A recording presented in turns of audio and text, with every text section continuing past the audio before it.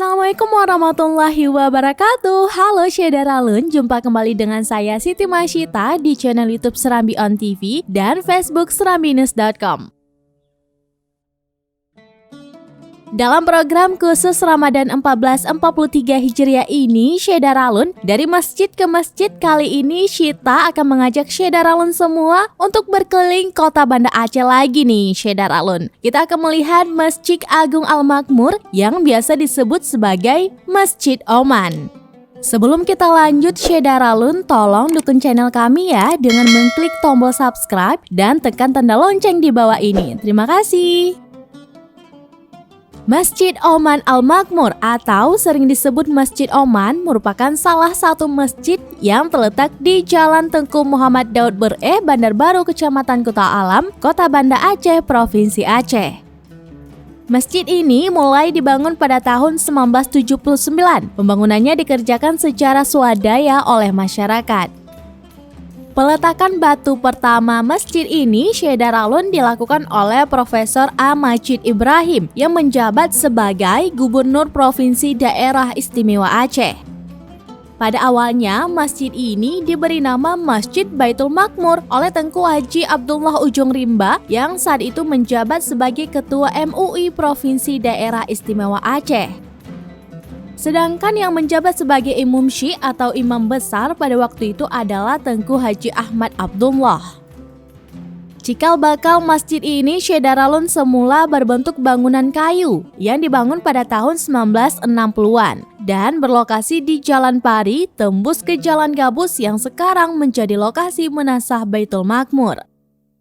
Sebelum musibah gempa dan tsunami pada tanggal 26 Desember 2004, masjid ini sudah selesai dibangun pada lokasi sekarang dan dimanfaatkan oleh masyarakat secara penuh beberapa tahun sebelumnya.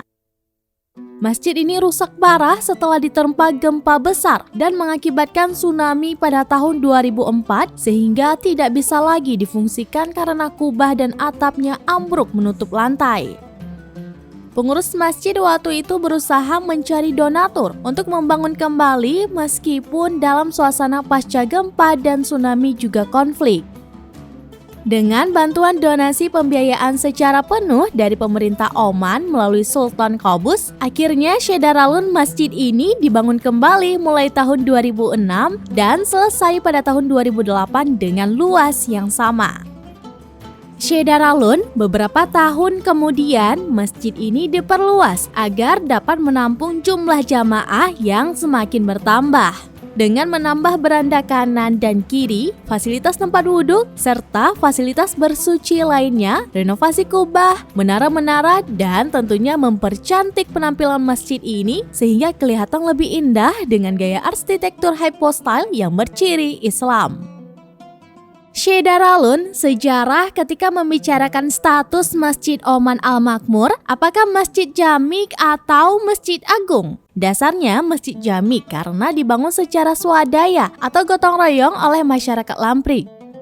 Namun setelah itu statusnya berubah menjadi Masjid Agung pada waktu Wali Kota Banda Aceh Insinyur Mawardi yang didampingi oleh Ibu Haja Eliza sebagai Wakil Wali Kota dan kemudian menjadi Wali Kota antar waktu setelah Insinyur Mawardi meninggal dunia dalam masa jabatannya. Sebagai Masjid Agung, wajar kalau masjid ini mendapat dukungan pembiayaan dan mendapat hibah mobil operasional, mobil jenazah, dan pembangunan sebuah hotel di kompleks masjid dengan belanja APBK Kota Banda Aceh.